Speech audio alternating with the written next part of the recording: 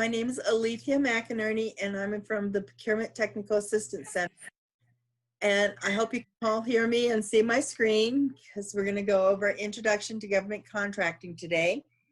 And if you have any questions, feel free to put it in the chat, and we'll just keep an eye on it and see if you have anything as we go through it. I will tell you up front, I have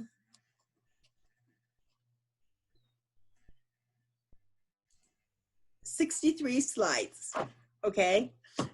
But the slides are not something we're going to go through one at a time. I'm going to go through it, but what I've done with these slides is I put them together so when you get them after this presentation, you have something to look at and know what I'm talking about. It's not like, okay, what does she mean here? What does she say? How do I get in this? So it's something that you can hold on to and use as a reference, is my hope, is when we're done. So this is Introduction to Government Contracting. We want to go into, does the government purchase what you have to sell? How do you get started? What certifications will help you? And what, most important, what resources are available? Excuse me, don't need to start with that. PTAC, Procurement Technical Assistance Center, our services are free. And I want to make sure I bring that up front, because a lot of people pay for what I'm going to discuss. And that is your privilege. You can do that. But you have resources out there that can help you. You have SBDC, small business, SBA, and I will go through those in further. That pipe offers resources to you as well. So we're all there to help you. You're not alone in this venture. That's what we want to make sure you understand. We're going to go over 10 areas to become contract ready.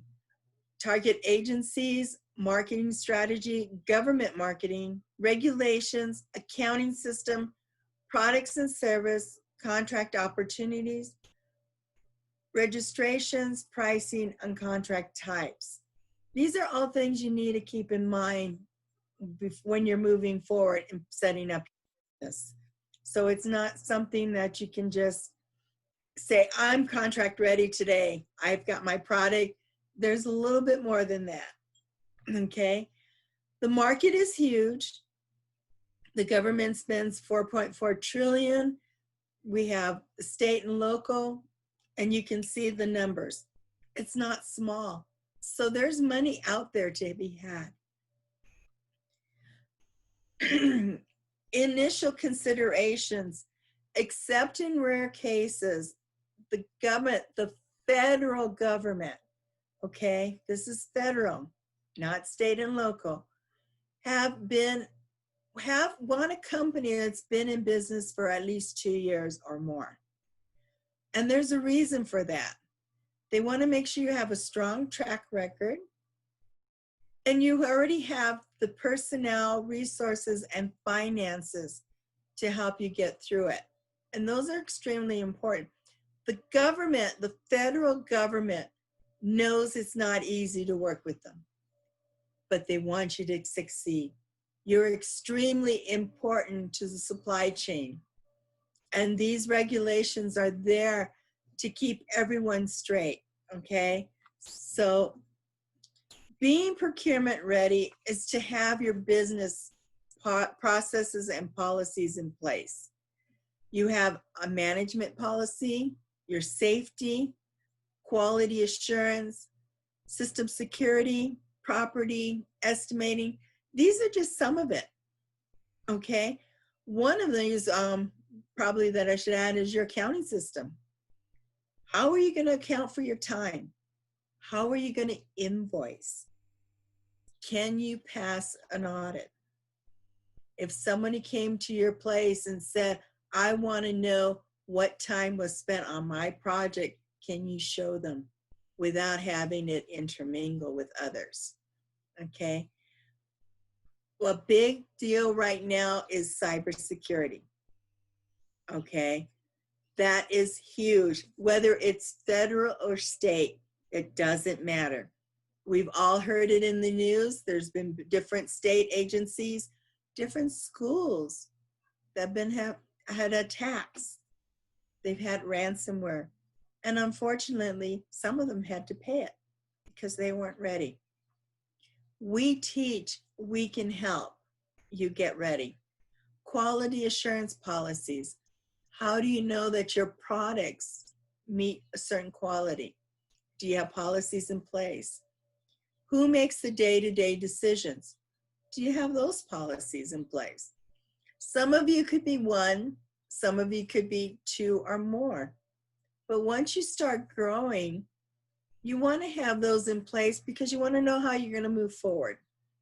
All of a sudden, if you get a contract and you end up hiring 10 people, what are you going to do? Are you going to throw up your hands and say, oh my God, I don't know what I'm going to do now. How am I going to handle this? Or are you going to say, oh yeah, I've already thought this through. This is how we're going to go. All I have to do is now update it.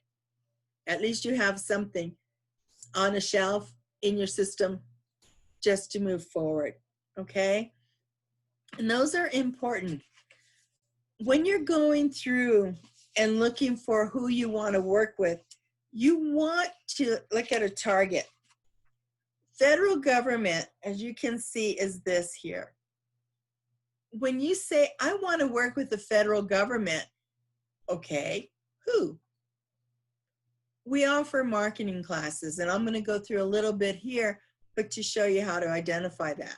Or you want to say state, county, or city. Look at this. This is New Mexico here. Who are you going to work with? And they have different requirements. This state, county, and city have different requirements than the federal. Do you understand them? Can you meet them? Okay. Right now, because of COVID, I have a couple of slides in there because they have, these agencies right now have different requirements and needs for this. So there are different websites, and at the end, I will give you a listing that if you have something that you can offer to the government, these are the different agencies that are purchasing right now. Okay, just to keep them in mind. Products and services. Can you clearly describe to me what you are offering? Are you offering a product that you make? Maybe it's a pen, okay? And this is your product. Or are you offering a service? Do you offer training? Okay. Can you articulate that? Can you tell me what it is in a one-liner? Or are you like, well, we do, I can make pen, and we do pencils, and I offer training, but whatever training you need. Well, that's not making me feel comfortable that you know what you're doing, okay? So those are different things that we need to look at and go through. For the federal government, they buy items by identify them with the North American Industry Classification System, which are NAICS codes. So if you are selling this pen, there's a NAICS code for it. State and local use the code by the National Institute of Government Purchasing and IGP. And then GSA has another one, okay? So you need to know who you're going to be selling to. This is just the site, the website for the North American classification codes, NAICS codes. And you can see, just as a quick example, it goes down. And within the first 4 letters, it breaks it down to the 5th level, okay? So that will break it down as you go through it. You'll need to identify where you fit. When you go through it, you're gonna select a primary code, okay? Which one fits you overall? That doesn't mean that's the only code you're gonna have. You're gonna have maybe 2, 3, you could have up to 10, but make them in the same area, okay? This is management. So I'm doing management here. All of a sudden, I don't want to say that I'm doing janitorial. It just doesn't fit in here, okay? Maybe that is a line you want to bring on or you want to pursue it, or maybe that's a different company or a sub to your business. So you want to be able to go through that. Product service codes, as you can see, they go down and they're a different set of codes, okay? And the same thing with federal supply codes. They have a separate listing, but they still identify what the commodity is, okay? NAICS code, or this GSA used to have what they call special item numbers. Well, now they're going over to NAICS codes. As you can see here, this is what they use, this is what they have now. And these follow the NAICS codes. So it's gonna make it a lot easier for you to follow if you should decide to use a GSA schedule. If you are just starting a business, I would not consider a GSA schedule until you've been in business for a few years. And the reason I say that is because by then you've had your pricing, by then you understand how you're going to build up your pricing. If you sell an item commercially less than what you present to GSA, that could open a can of worms. So you want to be very careful, especially if you hear the government buys from GSA. It can be done, don't get me wrong, but understand before you jump in, okay? And we can help you with that. NIGP codes are your state codes, and you can see how they're different. So all these codes are different, and they mean different things to the agencies. So this is your state and local, okay? These codes here are the ones that are by the government, what they're procuring right now. So if you fit on any of these NAICS codes, then you want to look at, we can help you find those RFPs or those orders, whether it's state, federal, because those are a need right now because of the situation we're in. Your marketing strategy. Have you considered being a subcontractor versus a prime? If you're just getting out into the field and you have something to offer, that may be a way to go. Teaming with other companies. You know, just because there's another company doing the same thing you are, right away don't say, oh, that's my competition, I don't want anything to do with them. Because more often than not, you have no clue how many times you're going to be working like this and how many times you're going to be working like that. So you want those relationships to grow. And that's for both state, local, and federal. You want to research who's buying your products and services.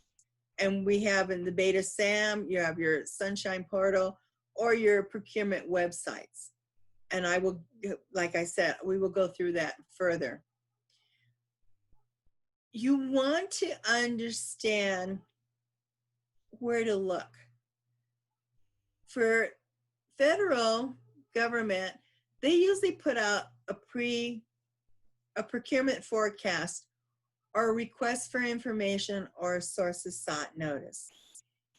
If you can get in those and that upfront decisions, that's the best time because you can ask questions. They're open to you asking questions, and it doesn't matter if it's the buyer, the end user, the decision maker, any of those are available, okay?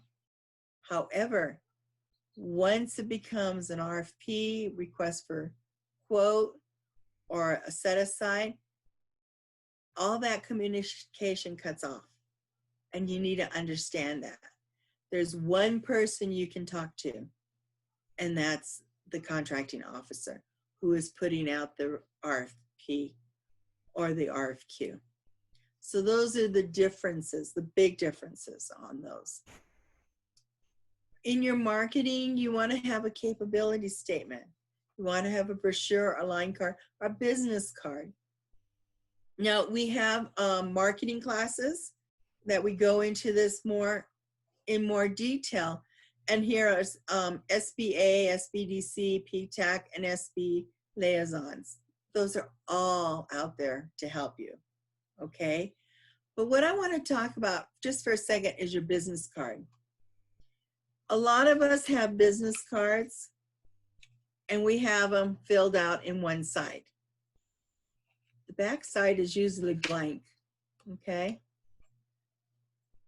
A suggestion, something to think about. When you put your business card together, a lot of times the people you are giving them to will look at it, say, great, and maybe they'll put a note or two out here. But when they go back to look at it, it doesn't tell me anything. Your name on your business card doesn't tell me what you do. On the back, put keywords. Use that space to help them remember who you are. You don't have to fill the whole card because maybe they want a little room to put a note on it, but put down who you are. What do you sell? Okay. On this one, you know, maybe you are a trainer. What kind of trainer? Well, I train on quality assurance, I train management, I train on whatever, and let it go. But looking at your name, it says Mendoza Associates, whatever. Well, that doesn't tell me what you do. That's your company name, okay? A company name doesn't always say what you do. So using the backside of a business card may be something to think about, especially since you're just starting out and starting to fill them and get them out there. When you're doing your marketing, you want to know who are the buyers. For federal, you have your Office of Small and Disadvantaged Business Utilization, your contracting officers, your procurement center representatives, or your program managers. Those are the ones you want to get to know. With the state and local, they have a chief procurement officers. It's one group of people. So those are the people that do the buying, okay? But even in this group, they have buyers that specify doing whatever. One buyer doesn't buy everything. So you want to go down and figure out how to find that buyer. Okay, and this is the, you know, when you're doing your marketing, you remember the social distancing. So right now, what's different is you're not going to meet these people one-to-one. Okay, you are going to see them via Zoom, via webinars, or you're going to have to email them. And you're going to have to put a good impression, your best foot forward. And what's really important right now is we're getting close to the fourth quarter of the federal government year. They are going to have to spend that money. And right now, I'm putting together marketing information. I hope to have a marketing class in the next couple of weeks. So to help you move forward on that, okay? Because that is strategy in itself. Contracting opportunities. This is a place to look at Beta SAM, your state purchasing, your tribal entities. You can pay, there are some sites you can pay for, okay? I'm not gonna say they're not, but is it really worth it at this time for you as a small business? Okay, we at PTAC, we offer a service called Bin Match. And if you are one of our clients, that service is free. And what it is it looks over 400 different websites for different opportunities, whether it's an RFP, sources sought, invitation to bid, for bid, but it'll give you, based on your keywords, that's how it's going to hit. And we will set it up for you. If things need to change, we can change it and update it. And that's usually not a very difficult thing to do. Okay. Beta SAM. This is where you're going to find your contracting opportunities. This is sam.gov. They are combining a lot of stuff under this. So right now they have sam.gov, FBO under Beta SAM. FBO was a separate site before where you could go and look at opportunities. Now it's in here. Okay. This one, the main menu, if you look down on all award data, contract opportunities. That's where you would start. Okay. Beta SAM has pre-solicitations, solicitations, and awards. What's important to keep in mind though, is yes, they have the pre-solicitations, but they're all for greater than $25,000. So what happened to the $24,999 one? That's built on relationships. And as you go through the marketing class, you'll understand that statement more. But it also will give you the awards and sole sources. Okay. Registration on Beta SAM is not required, but if you're going to be doing, following different RFPs, it's recommended so that you get notices, especially if you're bidding on one. You want to know if it's been updated or if there's any amendments. So registration is, and it's free. Do not pay for it. There are companies out there that will help you get registered for a fee. There is no fee to register on Beta SAM. Okay. These are other useful sites for marketing, and those are just looking to see what's forecasted and what's going out there. Okay. And then this is just what what they're doing for the COVID. So you can look at that and just to see what the hand sanitizers and the emergency kits and stuff like that. Okay, and this is just a sample of who's buying what. So the health department definitely, but all the agencies are buying stuff for COVID, because of COVID, I should say. Okay. Basic requirements for the government marketing. You want to make sure, whether you meet someone in person or online, you want to have a one-pager, no more than front and back, okay, with your business card, giving them your capability statement, your NAICS codes, your keywords, any past history, and what you have to offer. A business card, your past performance, you want to make sure you're getting to the right person, okay? So you want to visit that. You want to understand your technical capabilities. Do you have the strengths for your market? What is different? What do you offer that's different than your competitors? Okay. Are you a mature enough company? Do you have your organization structure in place? That's going to make or break you, especially dealing with the federal. Now, state and local, they have a little bit more leeway, but they still want to know that you are thinking about it. They want to know that you plan on being in business, that this is not a hobby, okay? Because some people say, let's see if I can sell this, and if it does, it does. It doesn't, no big deal, okay?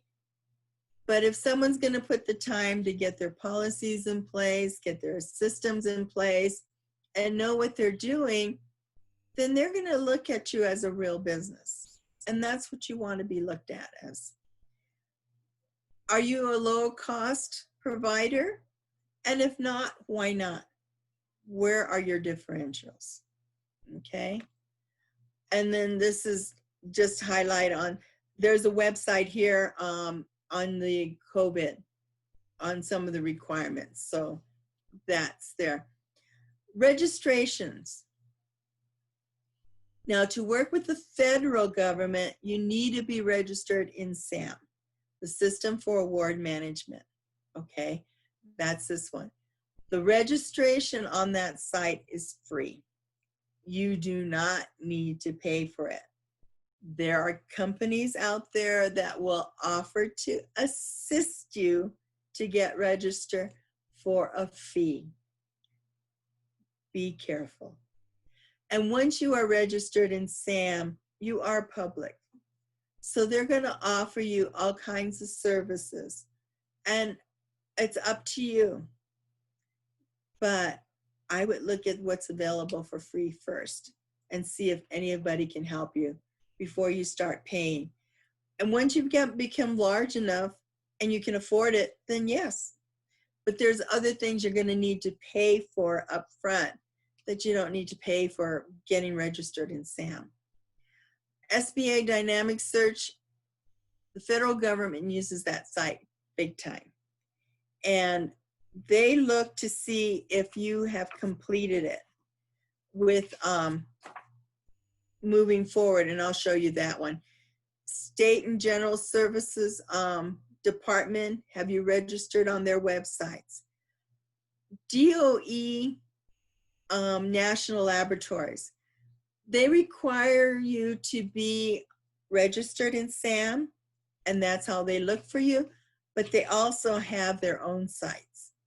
So are you aware of where they look and how do they notify you of their procurements? Those are ways to keep in mind, okay? The SAM registration on the SAM system, you'll have your DUNS number, they'll give you a cage code, and you'll be able to get on the Small Business Dynamics site. The only way you can get on that site is through SAM. You can search for other companies that are doing the same type of work by DUNS number, cage code, or name. You can also check for exclusions, and that's something you need to think about. And that's not a list you really want to be on. Exclusions can be that you're behind on taxes, you have not paid your subcontractors. There's a list of them there, and that could make you put you on that exclusion list. And believe me, the government contractors look at that. You can do advanced searches by socioeconomic. If you're looking for a teaming partner, that's a good place to go. That's in SAM. If you're looking for a teaming partner, there's not necessarily small business. They'll be listed in here. Okay. Your dynamic small business search. The government looks at that because everyone that's in SAM can be part of that listing and will be. But whether you filled out your profile correctly is something else. Okay. This is what that site looks like. Now, when they pull up for whatever it is, they're going to get your name, who to contact, address, and a capability statement, a short capability statement. But look at this here. Right here, these three did not fill out their capability statement nor their keywords in SAM, because that's another site that goes through SAM to that site. It's because they weren't aware of it 9 times out of 10. Okay. So we always try to make sure when you're doing your SAM that we make sure we go there. That is not, the government looks at that, and they, as far as they're concerned, you have not completed the registration. So they're not really sure they want to do business with you. They'll pull up the other ones, look at them in more detail to see what they have to offer. Okay? And a thing to keep in mind, just because your company starts with an A doesn't mean you're always going to show up first. Every time that you pull up this file, all these names are going to be different. It randomly changes the order. So there is no advantage to having an A, a B, or a Z. They're all going to be mixed in there. Okay? It just depends how many times it gets pulled off. If you're doing research, and the reason I bring that up is because if you're doing research and you're looking for companies and you've started your research, download the information.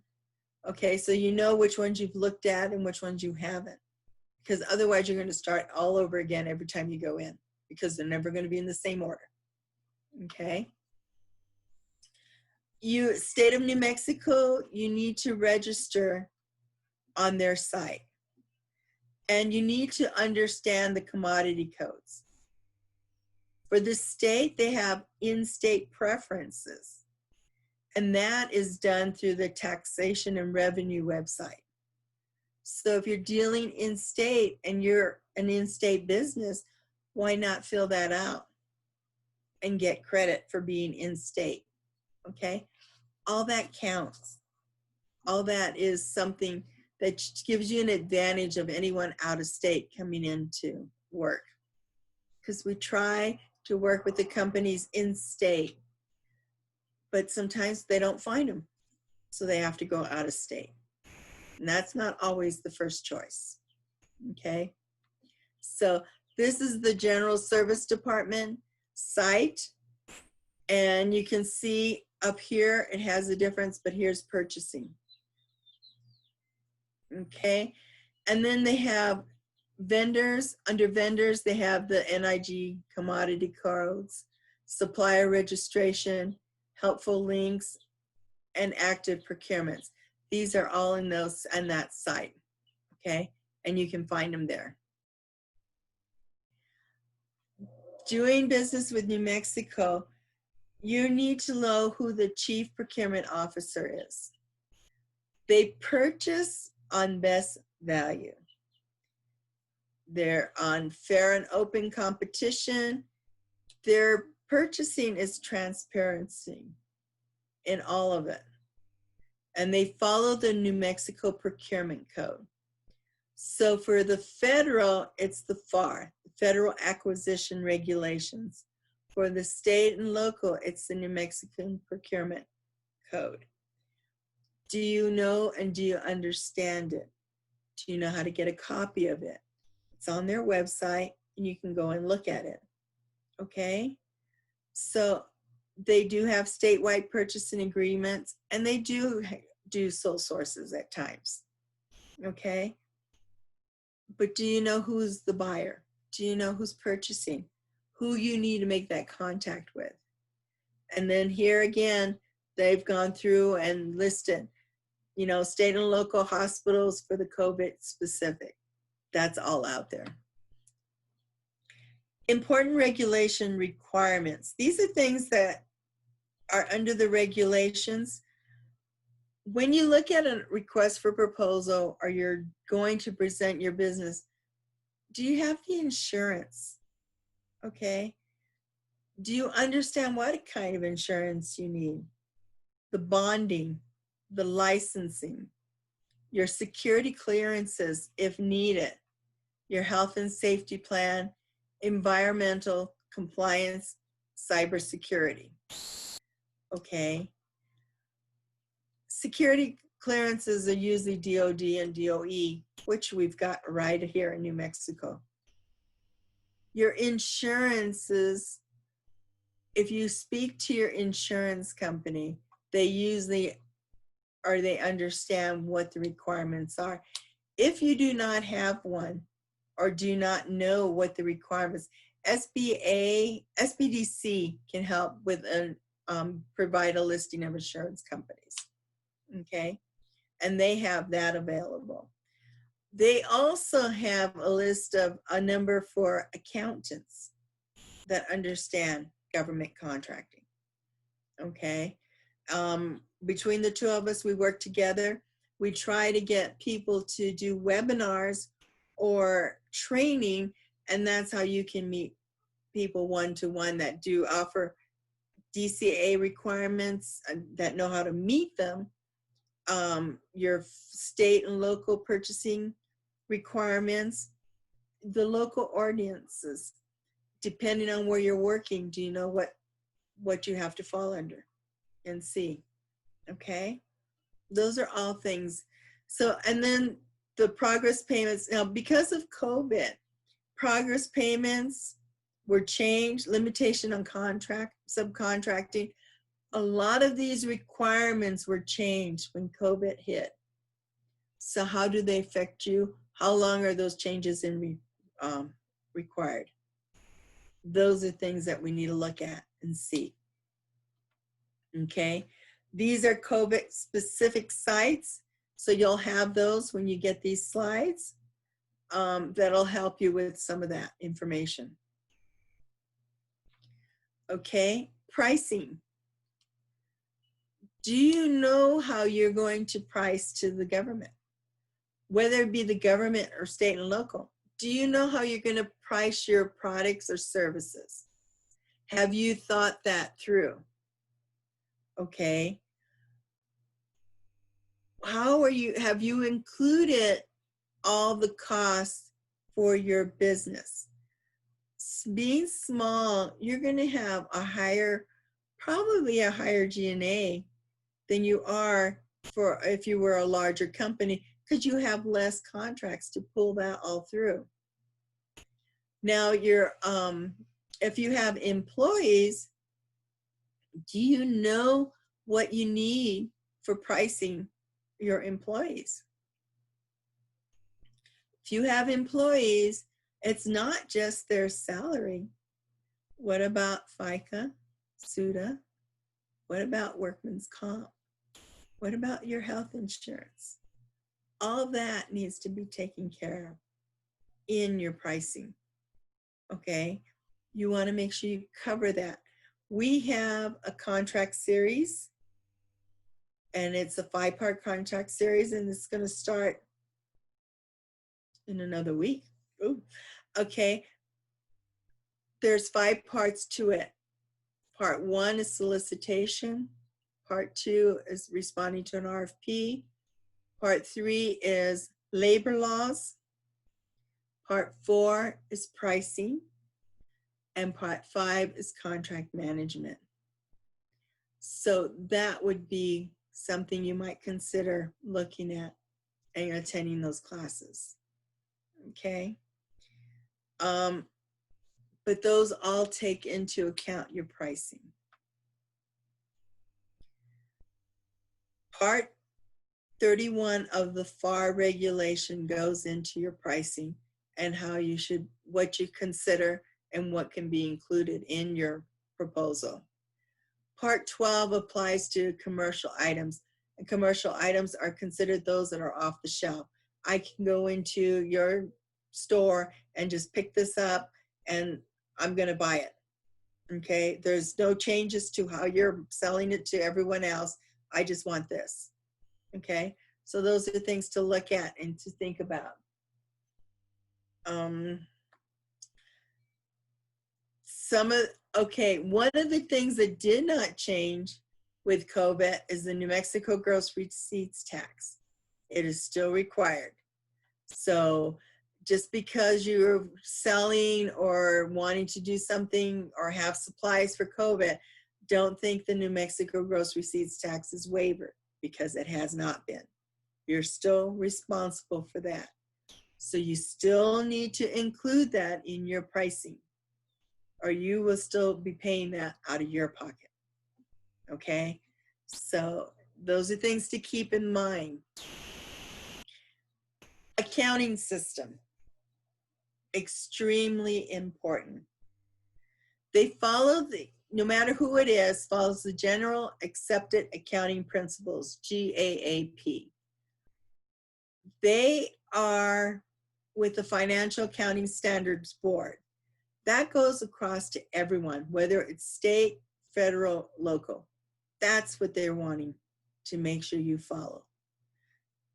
There are acceptable accounting procedures and practices per DCAA, which is the Defense Contract Audit Agency, which is what the federal government follow.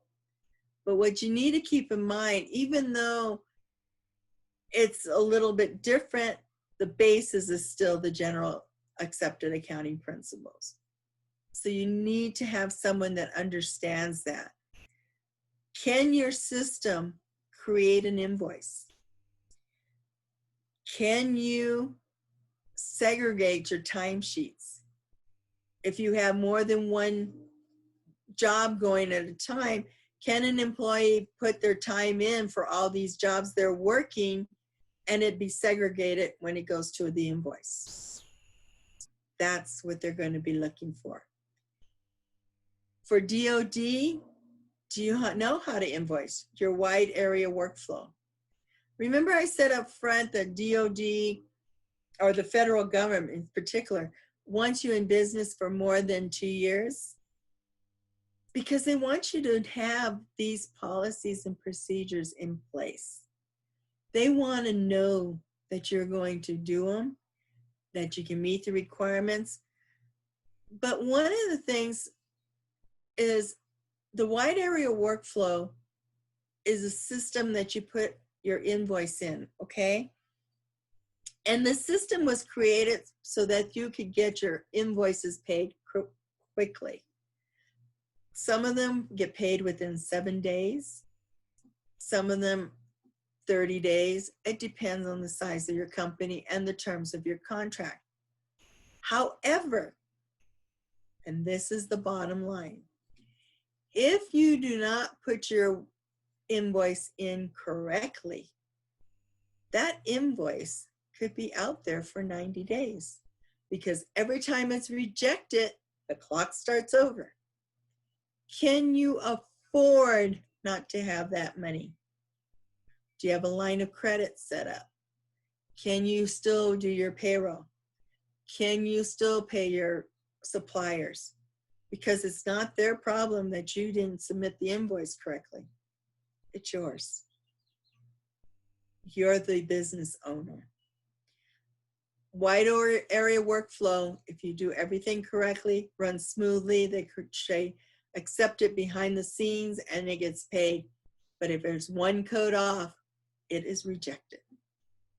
And the time clock starts again. You need to be aware of that. Okay? There are other systems that are out there for different invoicing, but that is one you need to be aware of. And this is what we were talking about. Segregate your direct costs from your indirect costs. Do you know what they are? Do you know, do you have your general ledgers control?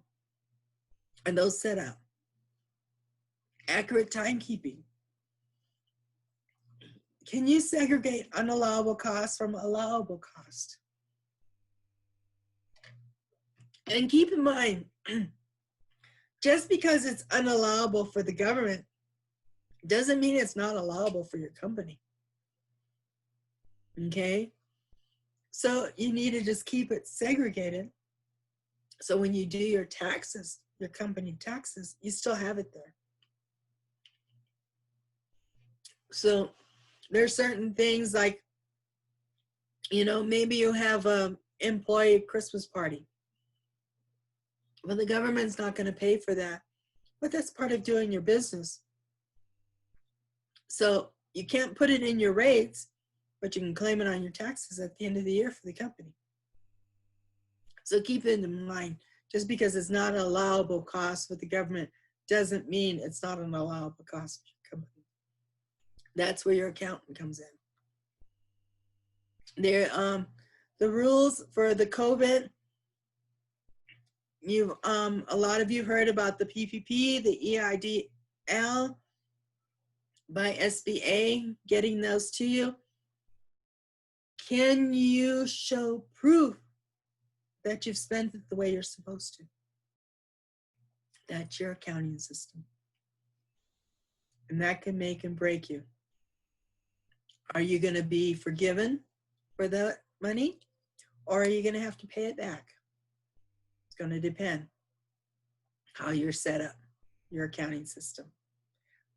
Things to think about. Contract types.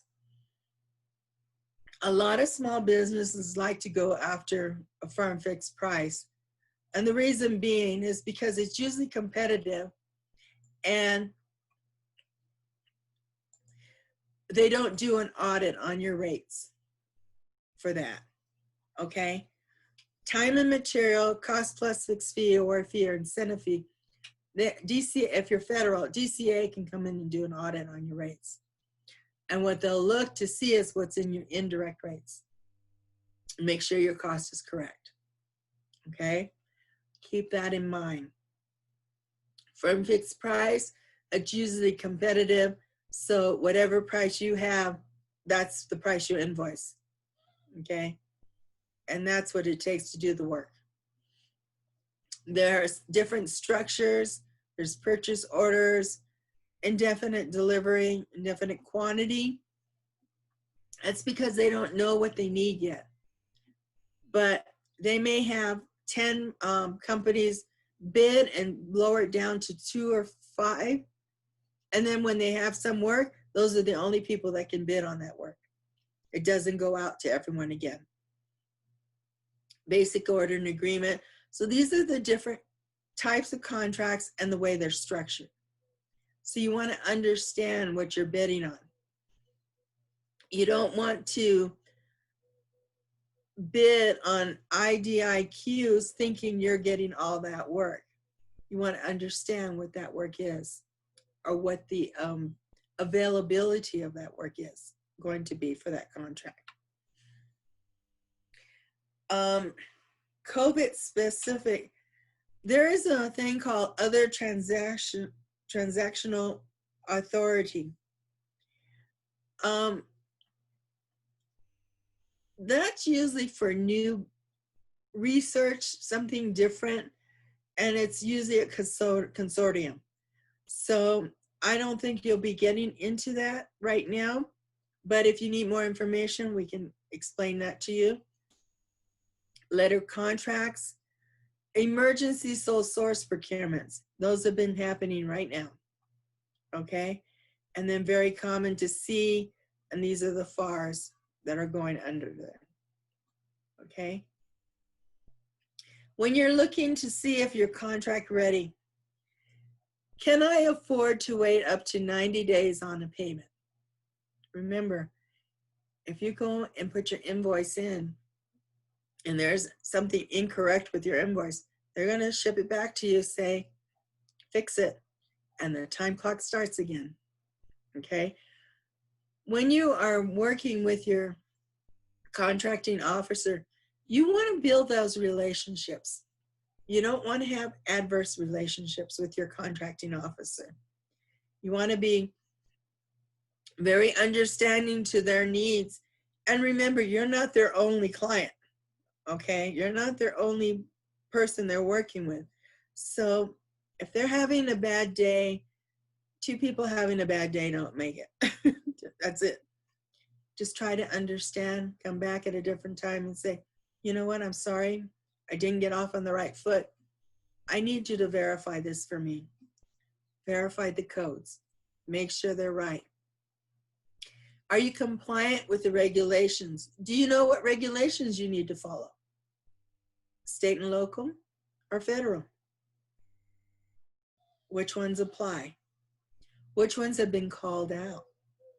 Are you meeting them? If you're construction, do you have a safety or quality rating that's high? Okay, they're going to look at all that. Do you have the required license and professional in place? And do you have a good performance record in this area? Believe me, those contracting officers, those buyers, they talk. Okay, if something happened in the field that didn't go over well, it's going to be down. There's a place called CPARs. They're going to list it in there. How did you work with us? How did you do? How helpful, or what was the attitude out there on the workforce? All of that matters. Okay? You don't want those low. You get a chance to look at their write-up. And unless you can really convince them that it was a one-time accident or a one-time event, you're not going to get it changed.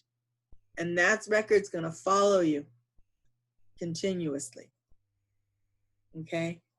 Be aware of that. We at PTAC are here to help you. We put on trainings like this for free. We have one-to-one counseling.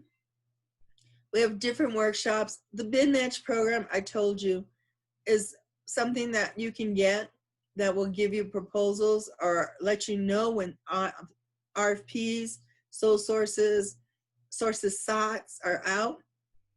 We can also review a proposal for you and help you and sit down and go through it with you so that you understand what the requirements are.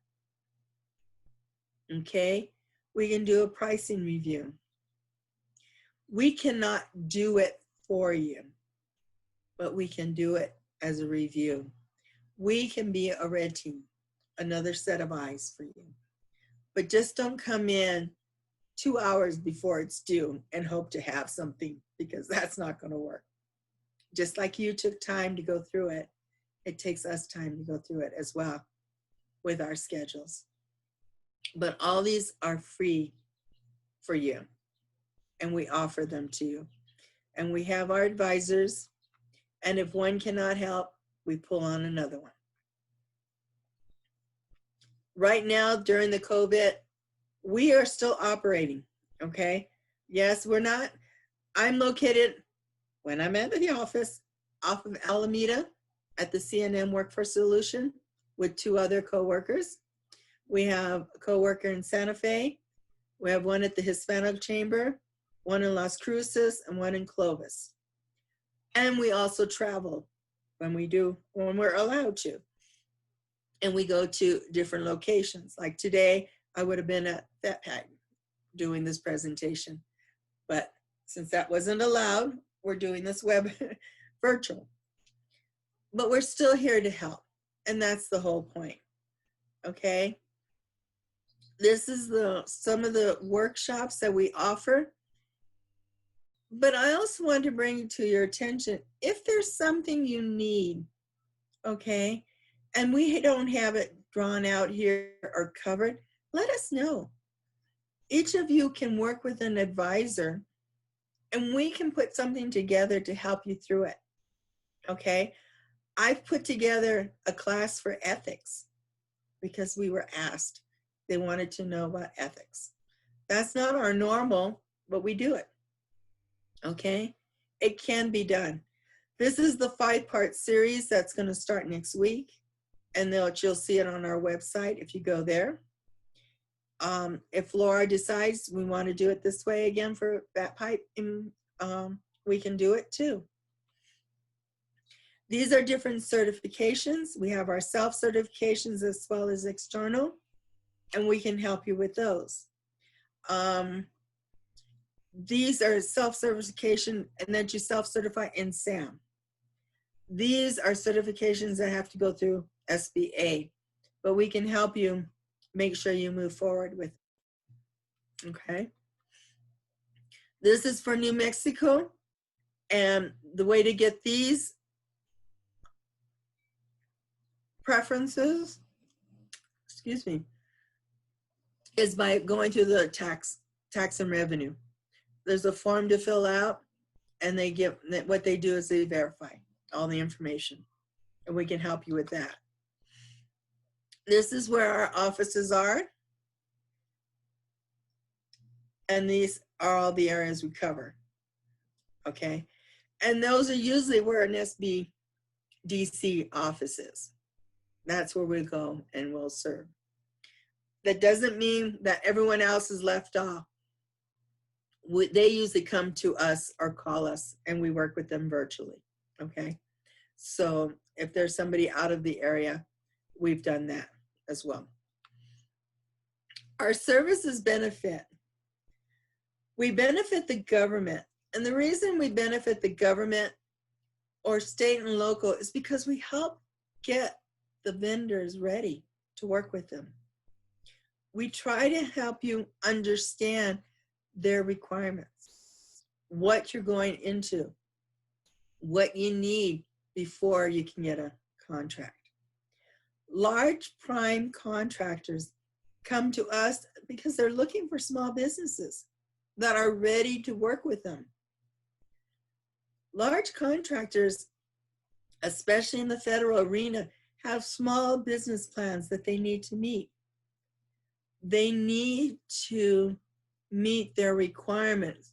So they'll come to us looking for small businesses that can do this specific thing, whatever it may be, and are ready to work with them. Not somebody that's on day one. They want somebody that's been out there, at least has some understanding, has been registered, and knows where to be registered at. Small businesses, we work with you. We work with you to get you trained, to get you up to date on what needs to be done and complete. If you qualify for any certifications, to get you certified. Remember something, a lot of this stuff seems overwhelming, and I know it does, okay? That's okay. We're here to help. But what's most important, you've got to remember, you're an important part of our supply chain. Small businesses are extremely important. That's why we are here, to help you move forward. You are the bread and butter of our country. Otherwise, we wouldn't be here if they didn't think you were that important. So remember, just don't throw your hands up and say, oh, I'm out of here. I can't do this. This is too hard. Don't throw your dream away. You've dreamed. This is a dream you've had, is to get your business going, to be able to employ employees, to be able to move forward. It can be done. And you don't have to do it alone. You have people out there to help you. Our roadmap is, we'll help you get your DUNS, research your NAICS code, set you up on SAM, federal certifications, see if you require market research, start your marketing plan. Make sure you understand the whole gamut. Your qualities, your network marketing, solicitations, your accounting. In fact, towards the end of June, we're going to have a webinar on DCAA. We're going to have somebody from DCAA give us a webinar. We bring people out so you can learn from them, okay? So these are links on how to get a hold of us. Small Business Development Center. They can be extremely helpful up front, getting your business set up properly. You want to make sure you use them. You have West and Score. Some of their services are free and some of them cost, okay? But they're a different level than we are. The General Service Department and SBA, okay? So these are all people that can help you and they can tell you and guide you, and that's what's important. And then this is my contact information. I do look at my cell number, my office number, and do get messages, or you can email me there directly. But hopefully that'll be useful to you.